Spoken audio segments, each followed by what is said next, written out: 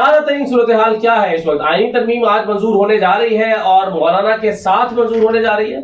देखें, ताज़ा तरीन सूरत हाल तो एंड में मैं आपको इसलिए बता दूंगा कि इस वक्त क्या चल रहा है, क्योंकि हो सकता है जब वीडियो अपलोड हो तब तक कोई डेवलपमेंट हो गई हो। मैं अपनी असेसमेंट बता देता हूँ इस वक्त तक की। मेरी असेसमेंट यह है कि मौलाना फजल रहमान जो हैं वो हुकूम जो उन्होंने मुसवदा अपना है उसके साथ वो वोट देना चाहते हैं।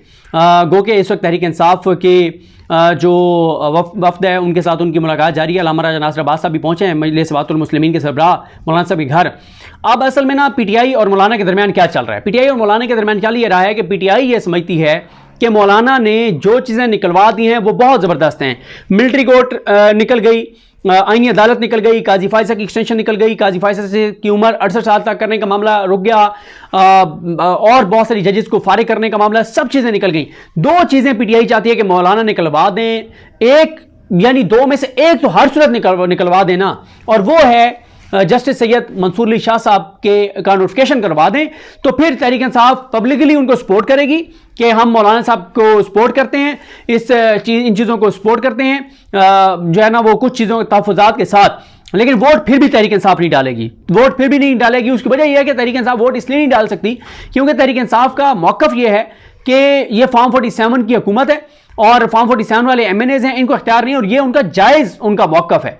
अब आ जाए इस बात पर कि मौलाना साहब जो अगर कोई और दरमियानी रास्ता निकलवा देते हैं, यानी देखें आज अगर मौलाना साहब इन तरमीम का साथ देते हैं, क्योंकि देखें ना कि कामरान मुर्तज़ा साहब ने कहा कि अगर हम नहीं जाते तो ये 3 और मुसवदे तैयार हैं, और हुकूमत मुसलसल ये धमकियां लगा रही है कि अगर मौलाना ना आए तो प्लान बी हमारे पास तैयार है और हम उसके साथ मंजूर करवा लेंगे। और वो प्लान बी क्या है? वो प्लान बी ये है कि तहरीक इंसाफ के एमएनएज और सेनेटर्स हमने तोड़े हुए हैं। देखें, ये अब तहरीक इंसाफ के लिए लम्हा फिक्रियत तो है कि तहरीक इंसाफ के 11 एमएनएज टूट गए। 11 एमएनएज कहना आसान है, 11 एक सीट कितनी आपके लिए इंपॉर्टेंट होती है, और 11, लेकिन ये 11 क्यों टूटे? काजी फाइज ईसा की वजह से, 63A की वजह से। काजी फाइज ईसा ने 63A का फैसला देके और इस मुल्क के साथ ये तबाही और बर्बादी करवाई है, और इसलिए फिर ये वोट, क्योंकि इससे पहले जो फैसला था सुप्रीम कोर्ट का, जो उमर रज़ा बंदियाल साहब का फैसला था, जो मुनीर बख्तर साहब का, रिजाउल हसन साहब का फैसला था, वो दुरुस्त था। वो फैसला क्या था? वो फैसला ये था कि अगर कोई मुनहरिफ होगा, कोई सियासी जिस्म फरोश होगा तो उसका वोट काउंट नहीं होगा, और ये दुरुस्त फैसला था। क्यों? पाकिस्तान की ग्राउंड रियलिटीज क्या आपको नहीं पता, मुझे नहीं पता, जजेस को नहीं पता कि पाकिस्तान में कैसे जमीर बेचे जाते हैं और खरीदे जाते हैं, और जमीर और वक़्फ़ तब्दील कराए जाते हैं। आपने देख नहीं लिया कि चादर चार दीवारी का तकद्दुस पामाल हुआ, कोई मां बहन बेटी महफूज नहीं थी, जमीर खरीदे गए। देखें, एक तो मैं आपको बता दूं कि तहरीक इंसाफ ने बहुत अच्छा फैसला किया है। मौलाना पे दोबारा आते हैं। तहरीक इंसाफ ने फैसला बहुत जबरदस्त किया है, और वो ये तहरीक इंसाफ ने फैसला किया है कि तहरीक इंसाफ के एमएनएज तहरीक इंसाफ बाइकआउट नहीं करेगी। कल इन्होंने पहले कहा कि बाइकआउट करेंगे, अब वो कह रहे हैं बाइकआउट नहीं करेंगे। ये अच्छा फैसला, अगर वो इस फैसले पे खड़े रहते हैं। क्यों?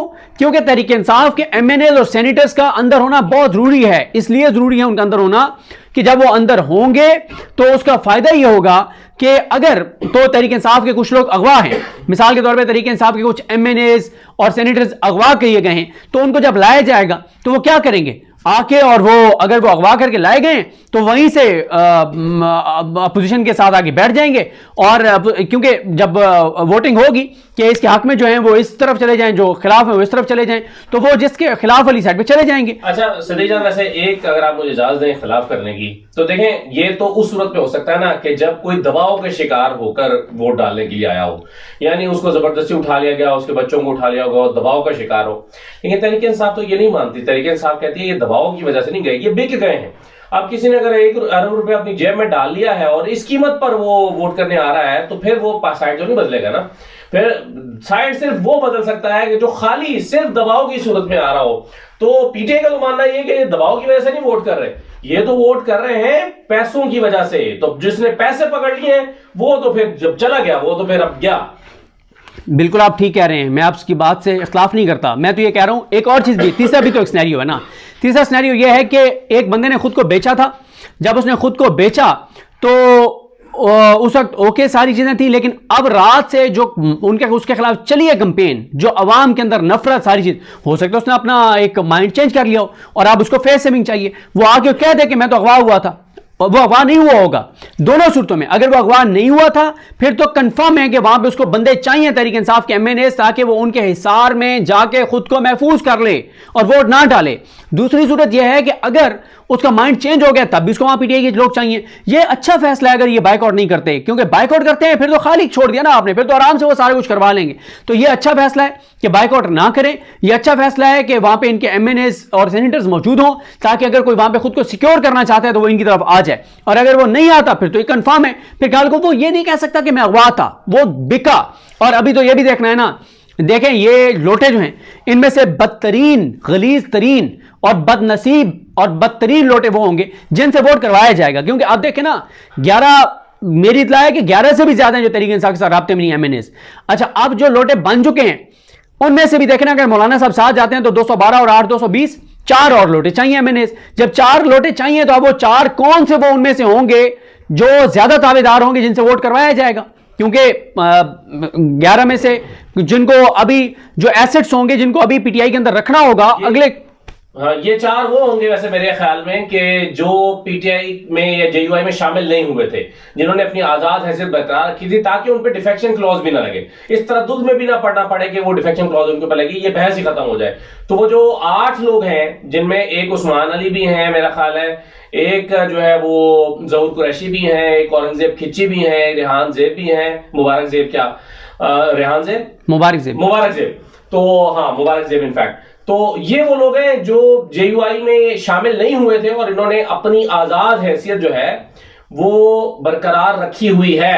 तो ये अगर वोट करते हैं तो ये चलने लोटे तो हो गए आप कह रहे हैं, लेकिन इन पर डिफेक्शन क्लॉज नहीं लगेगी, तो ये मेरा ख्याल चूज किए जाएंगे। पर बिल्कुल आप ठीक कह रहे हैं, ये चूज किए जाएंगे। और बहरहाल देखते हैं ना कि इनमें से कई आप कह रहे होंगे कि यार हमें ये तो फेवर दे दें कि हमें हमसे ना डलवाएं, फलाने से डलवा रहे हैं, फलाने से डलवा रहे हैं। तो किन 4 से डलवाया जाता है कौमी असम्बली में? 4 कौमी असम्बली में डलवाए जाएंगे मौलाना के जाने के बावजूद, और 2 जो है वो सेनेट में डलवाए जाएंगे। फिर आप देखें ना कि अब वो कि जी काबीना ने मंजूरी दे दी, मुसवदा काबीना के पास है ही नहीं तो कहां से मंजूरी दे दी है? अभी तक मुसवदा किसी के पास नहीं है। अच्छा, मौलाना का मुसवदा सामने आया है लेकिन अभी उसमें पता नहीं उन्होंने क्या क्या चेंजिंग किए हैं। एक पूरे का पूरा काम ही फ्रॉड के साथ हो रहा है, 2 नंबरी के साथ हो रहा है। और देखें किस भोंडे अंदाज से किया जा रहा है। कितने दिन से इनके सेनेटर्स और एमएनएस, 271 इनके एमएनएस और सेनेटर्स हैं, और आप देखें कि उन 271 को कितने दिनों से मुर्गियों की तरह डरबे में बंद करके रखा हुआ है, किसी को इजाजत नहीं इस्लामाबाद से जाने की।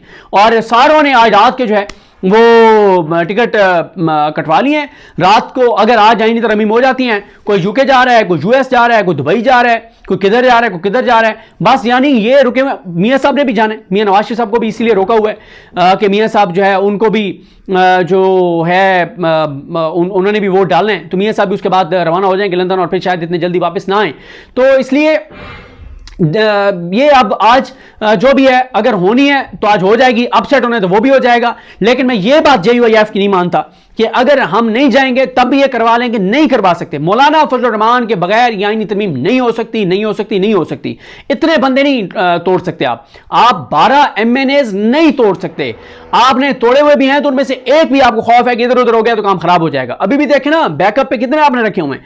आपको 4 चाहिए मौलाना के बगैर, मौलाना के आने के बाद, और 4 के लिए आपने इंतजाम यह किया हुआ है कि आपने 11 अपने पास रखे हुए हैं। आपने 11 अपने पास रखे हुए हैं कि भाई अगर इन 4 में से, मतलब इन 11 में से अगर एक का ज़मीर जाग जाता है, दूसरे का जाग जाता है, तीसरे का जाग जाता है, चौथे का जाग जाता है, 5वें का जाग जाता है, तो जितनों का भी जाग जाता है तो बाकी हमारे पास बैकअप हो, इस हद तक खौफ है। तो आज बहरहाल ये कंफर्म है, आज का दिन है। क्योंकि वजह यह है ना, आज का दिन इसलिए है कि कल सुप्रीम कोर्ट खुल जाएगी और तमाम 8 जजेस इस्लामाबाद पहुंच चुके हैं और तमाम 8 जजेस मौजूद हैं। तो इनको खौफ है कि कल अदालत ना लग जाए और अदालत में कोई मामला ना हो जाए, कोई पेटिशन ना चली जाए, वकला ना चले जाए, कल को बहुत बड़ा अपसेट ना हो जाए। तो जो भी होना है वो आज होना है। आज आईनी तरमीम पेश करेंगे क्योंकि अब काबीना ने भी मंजूरी दे दी है। पीटीआई और मौलाना के वफ्द की मुलाकात जो है वो जारी है। वो हो सकता है जब हमारी वीडियो अपलोड हो रही हो तब तक वो जो मुलाकात है ख़त्म हो गई हो और अनाउंसमेंट आ गई हो।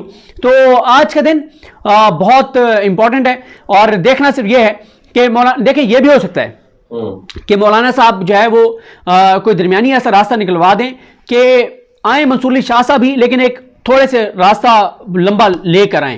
तो ये है असल बात देखने वाली, यही है कि मंसूर अली शाह साहब हैं या अफरीदी है, कोई और बात नहीं है। यही एक नुकता है जिसके ऊपर इख्तलाफ है। बाकी तो हुकूमत हर चीज से पीछे हट गई है। आईनी अदालत, काजी फायजी साहब, मिलिट्री कोर्ट्स, हर चीज से मौलाना ने पीछे हटा दिया है, जो मैं समझता हूं मौलाना की बहुत बड़ी कामयाबी है। लेकिन आपके ख्याल में क्या मौलाना जवाज तलाश कर रहे हैं अब वोट करने के लिए जाने का, कि भाई अगर मैं नहीं जाऊंगा तो फिर हुकूमत जो है वो फिर अपना वाला मुसवदा पास करा लेगी, जो कि ख्वाजा आसिफ ने धमकी भी दी है, तो अपना मुसवदा पास करा लेगी, फिर कॉन्स्टिट्यूशन कोर्ट भी हो जाएगी, फिर वो काजी फायसा भी हो जाएगा, सब कुछ हो जाएगा।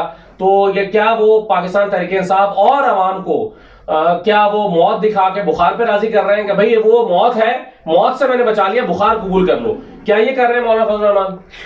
एक इसका एंगल ये है, लेकिन मैं फिर भी कहूंगा कि मैं 70% क्रेडिट दूंगा। फिर जाहिर है बातें तो तरह तरह की होंगी कि इस सारे में बाकी तो सब आंखों का धोखा था। असल में तो तरमीम वो थी जो आर्टिकल 243 में होनी है, जो एक आम इख्तियार वज़ीर आज़म से लेके और जो है वो एक कमेटी को दे दिया गया है। बात तो फिर ये होगी कि सारा कुछ उसके लिए सजाया गया था ये मेला। बहरहाल जो भी है, लेकिन मैं बार बार कहूँगा कि काजी की छुट्टी करवाना, आईनी अदालत ना बनने देना और मिलिट्री कोर्ट्स ना बनने देना, जजेस की ट्रांसफर पोस्टिंग ना होने देना हुकूमत के हाथ में, ये मौलाना साहब का क्रेडिट है। ये क्रेडिट उनसे कोई नहीं ले सकता। चले अभी मुख्तसर रखते हैं बातचीत कुछ देख जान, क्योंकि अभी डेवलपमेंट्स हो रही हैं, तो फिर आगे चल के देखते हैं क्या होता है। फिर दोबारा जो है वो रात में किसी वक्त आपसे राब्ता करते हैं या कल सुबह। आज जो सुबह वाले हमारा एक एपिसोड आना था वो लेट आ रहा है, लेकिन अब देखते हैं कल सुबह इंशाल्लाह में मजीद बातचीत करते हैं। बहुत शुक्रिया आपका।